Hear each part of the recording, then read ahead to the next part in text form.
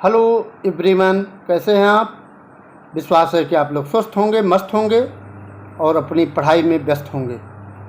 आज पुनः हम लोग जो कक्षा 11 के इतिहास के MCQ चल रहे थे उसका पार्ट 2 लेकर के आपके सामने मैं मनोज पांडे अपने इस मंगलम मंत्रा में आपका हार्दिक स्वागत करता हूं। बच्चों, आइए पार्ट 2 का अध्ययन करते हैं।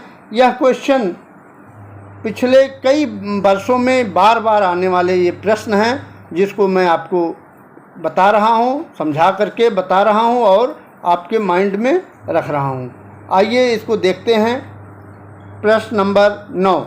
इसके पहले अगर आप लोग नहीं देखे हैं तो वीडियो जो फर्स्ट पार्ट है, इस जो MCQ चल रहे हैं कक्षा 11 का इतिहास के, उसका जो फर्स्ट पार्ट है इसी के वीडियो के नीचे लिंक दिया गया है, वहाँ से जा कर के देख सकते हैं बच्चों। ठीक है, तो आइए इस MCQ में 8 प्रश्न हैं। ठीक है, और पहले भाग में भी 8 प्रश्न हैं, तो 8 प्रश्न उसमें और ये 9 प्रश्न से ही शुरू है, प्रश्न नंबर 9 से। ठीक है, प्रश्न नंबर 9 है, किस युग में मानव खेती करना सीख लिया था। पूछ रहा युग कौन सा था वह जिसमें मानव खेती करना सीख लिया था। क्या पूरा पाषाण काल युग में मानव खेती करना सीख लिया था, या नवपाषाण युग में मानव खेती करना सीख लिया था, या आदिकालीन युग में मानव खेती करना सीख लिया था, या उत्तर पाषाण में मानव खेती करना तो सीख लिया था। तो सभी लोग जानते हैं इसका उत्तर क्या हो जाएगा, नवपाषाण युग। ये आपका क्वेश्चन नंबर बी आपका सही हो जाएगा। ठीक है, प्रश्न नंबर 9 का बी, नवपाषाण युग में मानव ने खेती करना सीख लिया था। ठीक है, आइए नेक्स्ट प्रश्न नंबर है, गीगर काउंटर से किसकी आयु का माप की जाती है। गीगर काउंटर से किसकी आयु का माप की जाती है। क्या जीवाश्म की माप की जाती है, या कार्बन 14 की माप की जाती है, या शिल्प कृतियों की माप की जाती है, या गुफा चित्रकारी की माप की जाती है। तो आप जानते हैं कौन सा इसमें ऑप्शन सही है, ऑप्शन बी सही है कि गीगर काउंटर से कार्बन 14 की माप की जाती है। ठीक है, प्रश्न नंबर 10 का बी सही है। ठीक है, नेक्स्ट प्रश्न नंबर 11 है, ऑस्ट्रेलोपिथेकस की खोज कब की गई।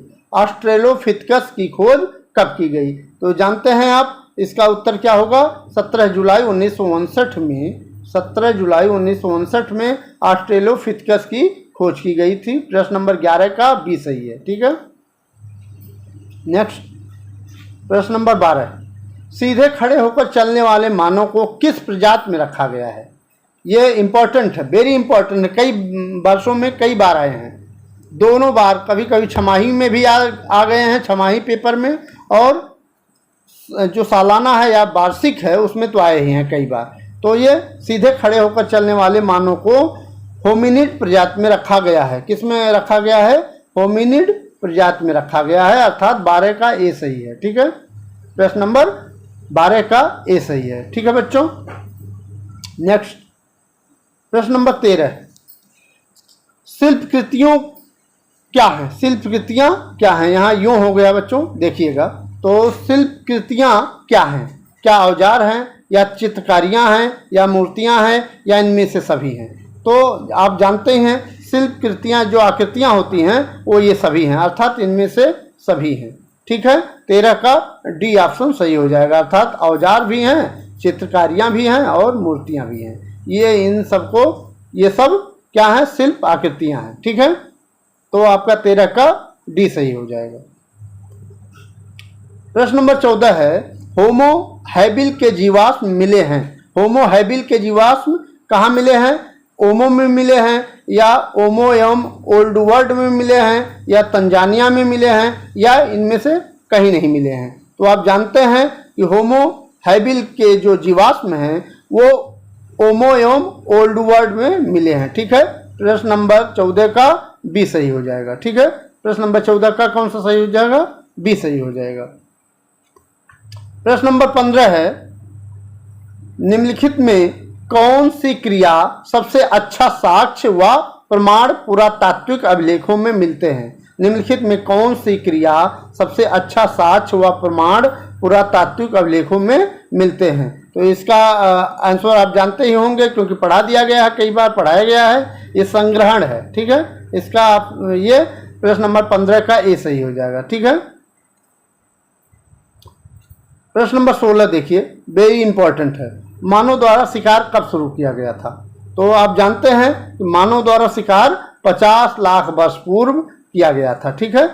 ये आपका ऑप्शन कौन सा सही है? 16 का ये सही है, ठीक है। 16 का ये सही है, ठीक है। तो आज इतना ही। अगली वीडियो में हम पुनः आपसे मिलते हैं, तब तक के लिए बहुत बहुत धन्यवाद। आप देखते रहिए और वीडियो देखते रहिए। वीडियो हर रोज आती है और चैनल को सब्सक्राइब कर लीजिए। बहुत बहुत धन्यवाद।